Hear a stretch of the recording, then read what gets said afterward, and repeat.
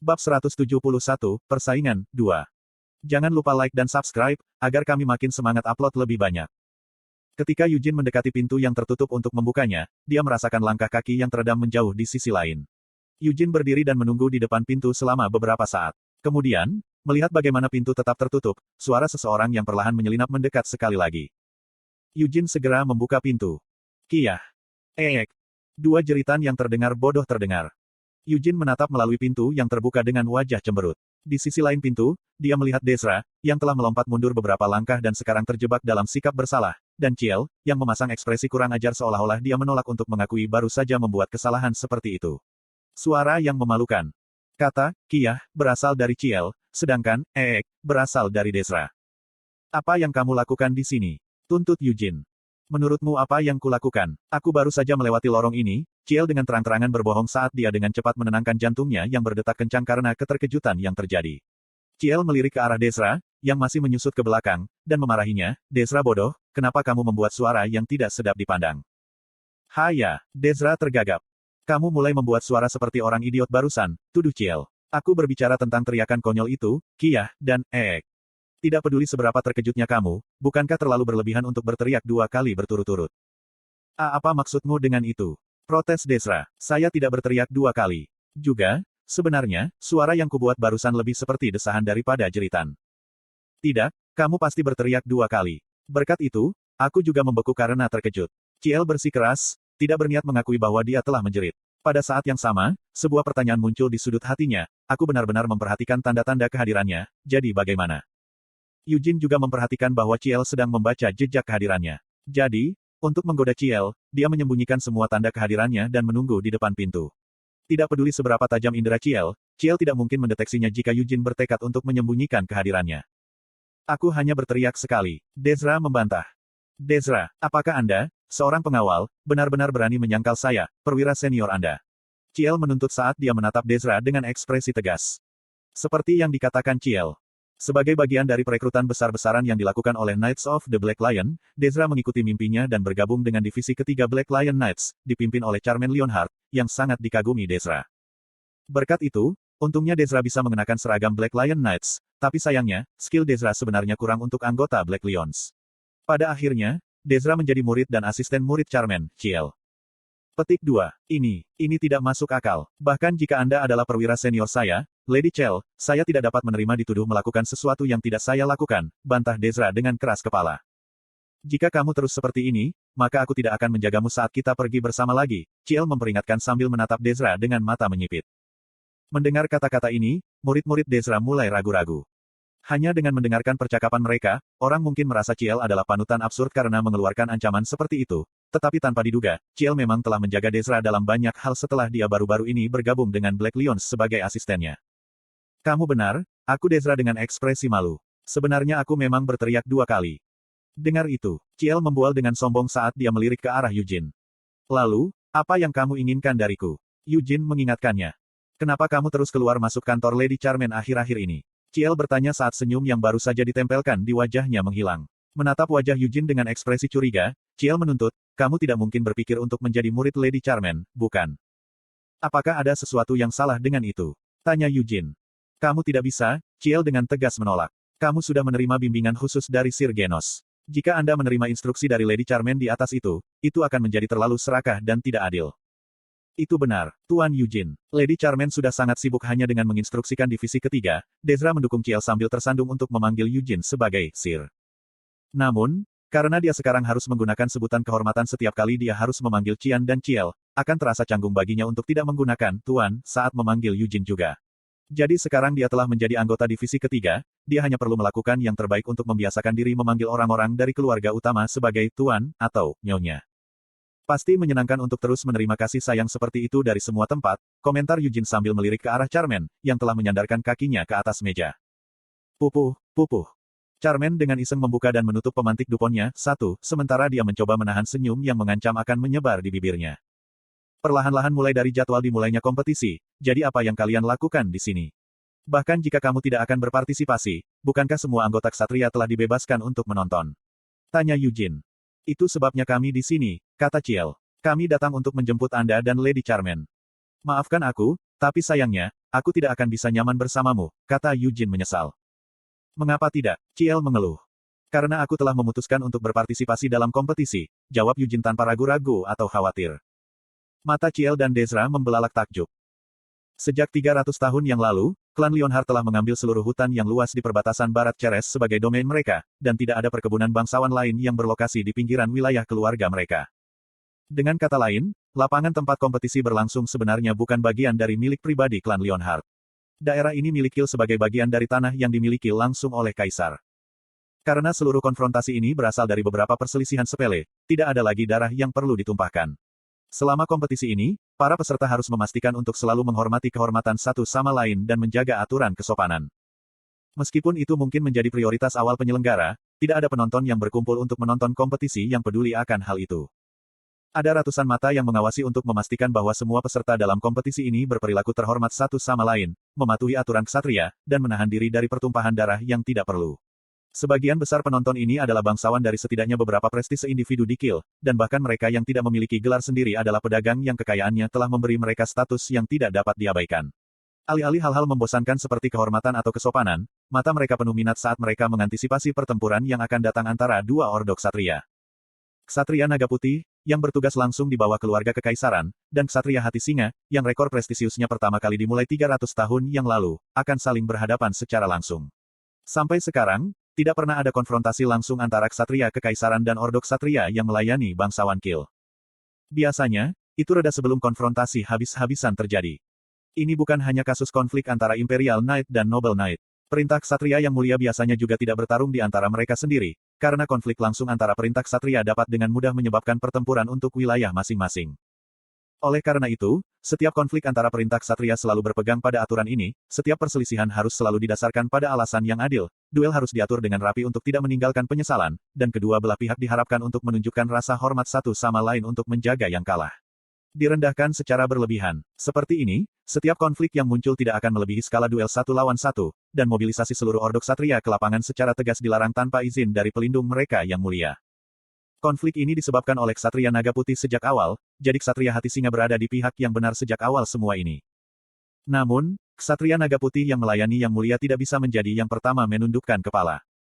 Mungkin memang begitu, tapi ini hanya rumor yang menyebar di dalam istana kekaisaran, tapi Yang Mulia mungkin berencana untuk meningkatkan ini menjadi perang habis-habisan. Omong kosong macam apa? Seperti yang mungkin Anda ketahui, belum lama ini, ada konflik internal antara anggota keluarga di Pegunungan Uklas, di dalam wilayah klan Lionheart. Tidak banyak korban, tetapi pamor klan Lionheart, yang membanggakan dirinya sebagai klan bela diri terkuat di seluruh benua, telah jatuh ke dasar. Mereka bahkan mulai menghapus tradisi lama mereka untuk mencoba memperbaiki ini dan memulihkan kekuatan keluarga. Yang memimpin percakapan ini adalah Markis Blazico, seorang bangsawan yang terkenal dengan jangkauan luas lingkaran sosialnya, yang bahkan meluas ke berbagai gereja.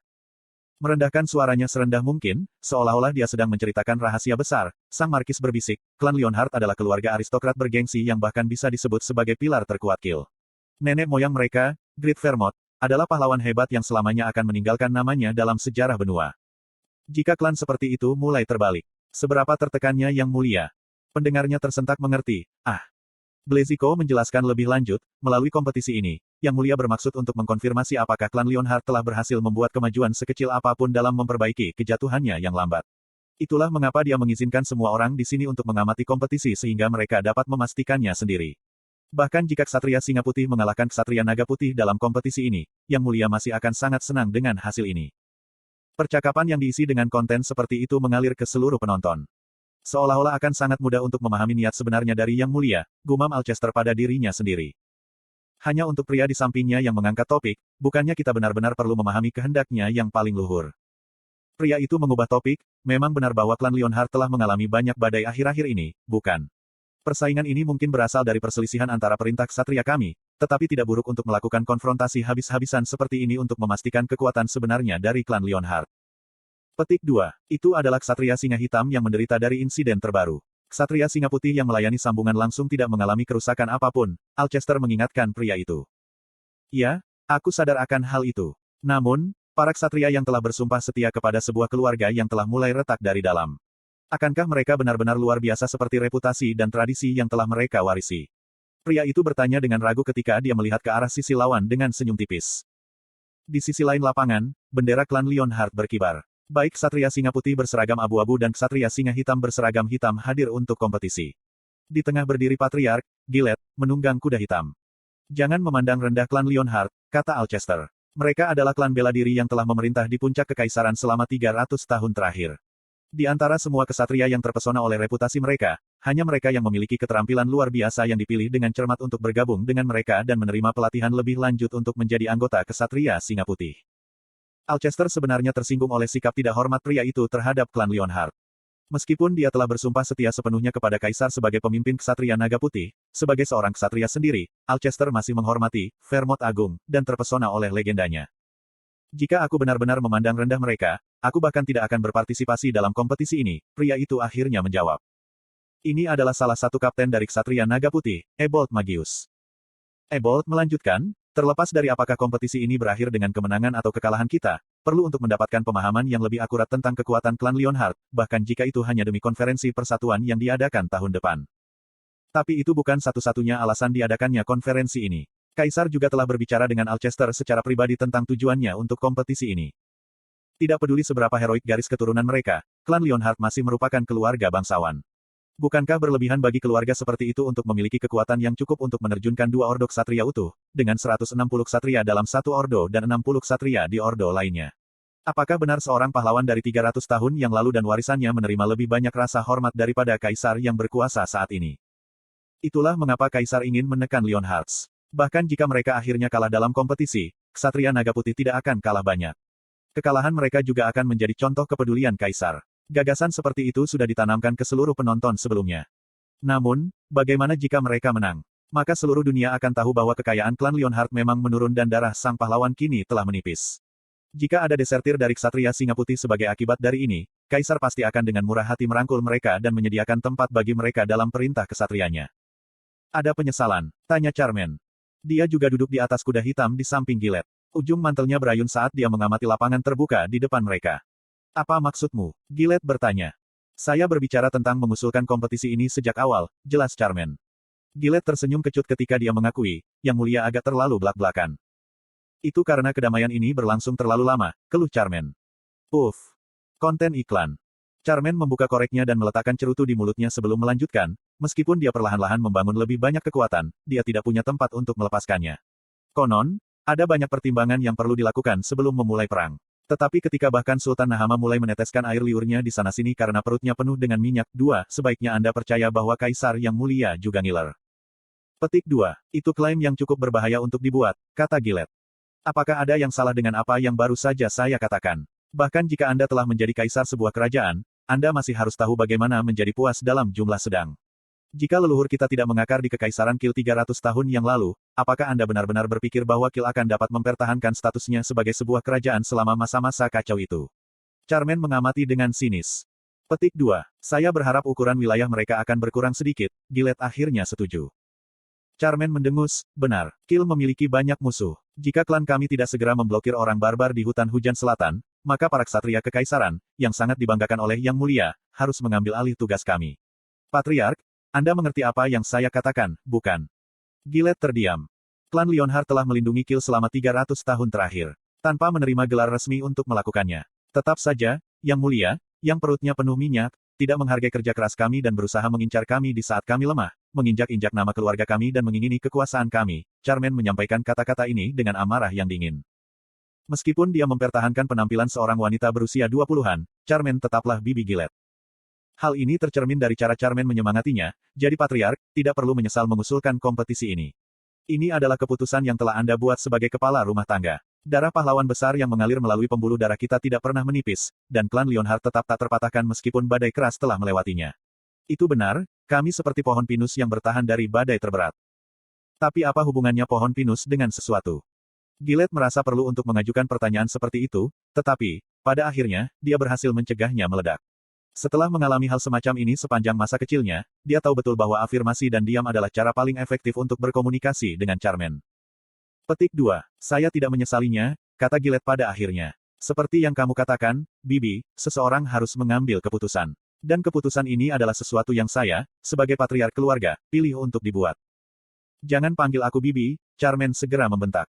Ya, Nona Charmen. Dan mengapa saya harus menyesal sejak awal? Saya percaya pada para ksatria yang telah bersumpah setia kepada klan Leonhardt. Bahkan jika nama belakang mereka bukan Leonhardt dan darah keluarga Leonhardt tidak mengalir melalui pembuluh darah mereka, mereka masih klan Knights of the Leonhardt, orang-orang yang telah bersumpah setia kepada keluarga Leonhardt, kata Gillette dengan bangga.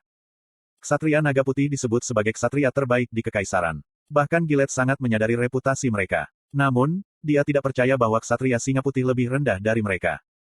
Petik 2. Juga, Gillette melanjutkan sambil melihat ke depan dengan senyum masam.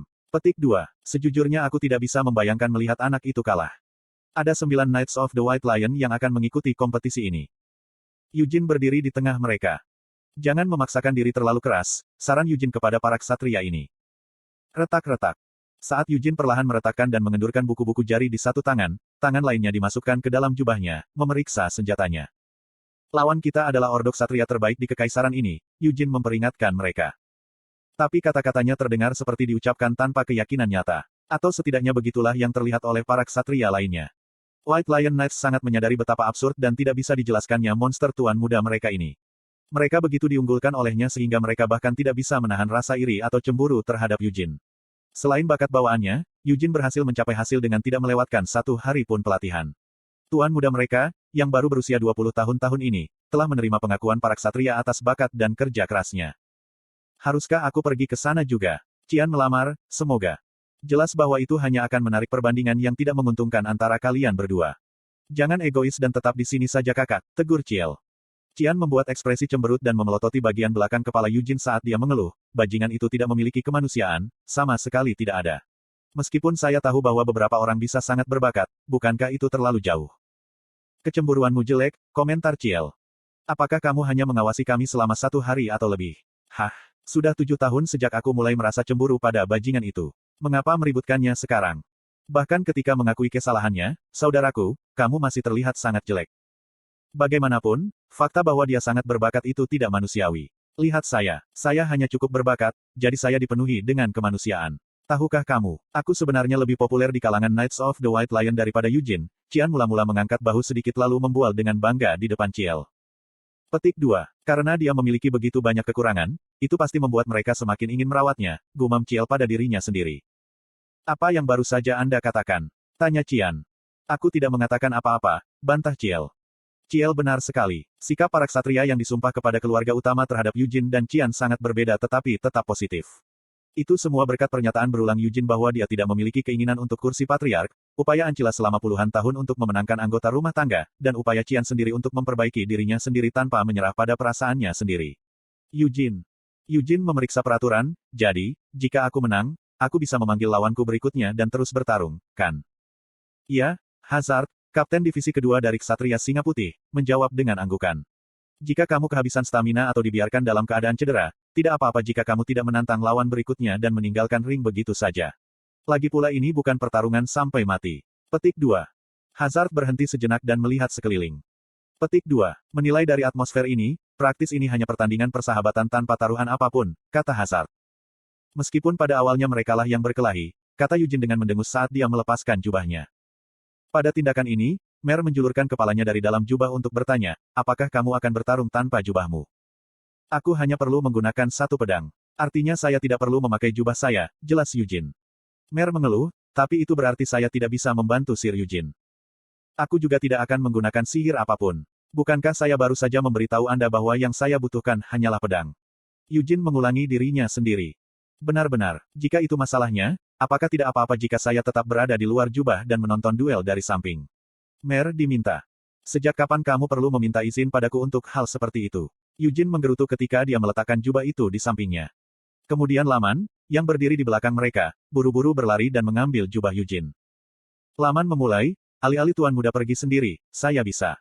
Eugene memotongnya, apa yang membuatmu memenuhi syarat untuk melakukannya? Pergi saja ke sana dan rawat ayahku.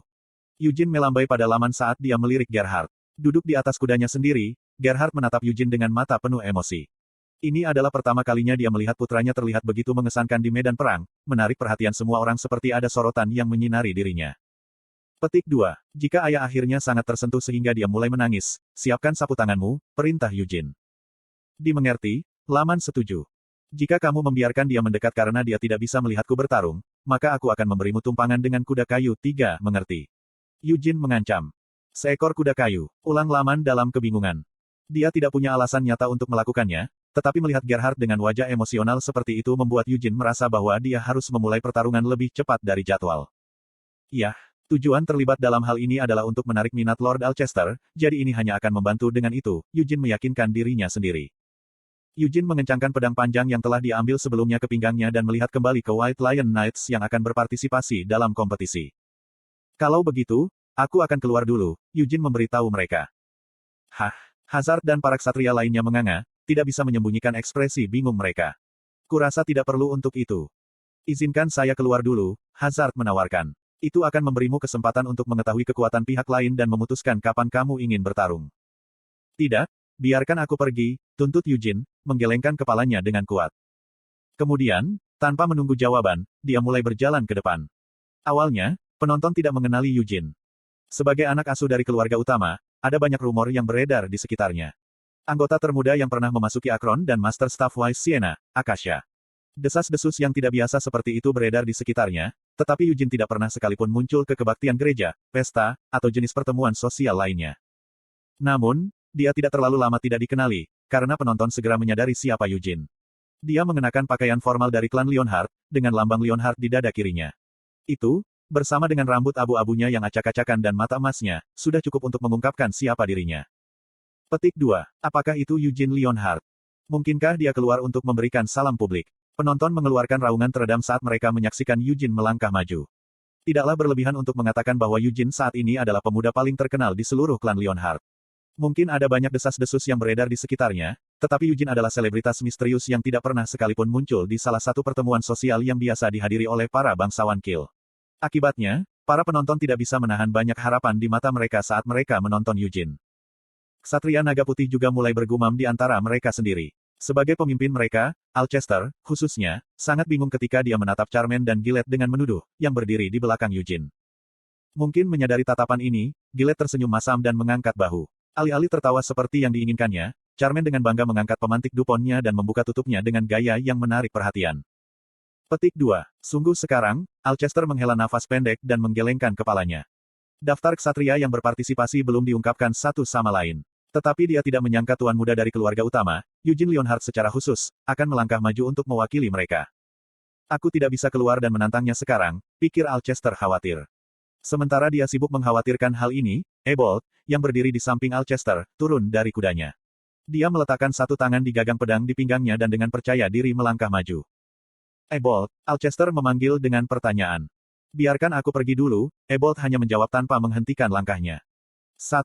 Tidak tahu apa yang dilakukan merek ini di dalam buku fantasi. Mungkin penulis adalah penggemar. 2. Sebuah idiom Korea, itu adalah cara untuk mengatakan bahwa seseorang gemuk dan bergizi baik atau sejahtera tapi masih serakah. 3. Ini adalah jenis alat penyiksaan yang terlihat seperti V terbalik panjang. Orang-orang diikat di atasnya dan perlahan-lahan diturunkan sampai berat badan mereka mendorong titik V ke selangkangan mereka. Meskipun saya tidak yakin mengapa Eugene memutuskan untuk mengancam Laman dengan hukuman semacam ini.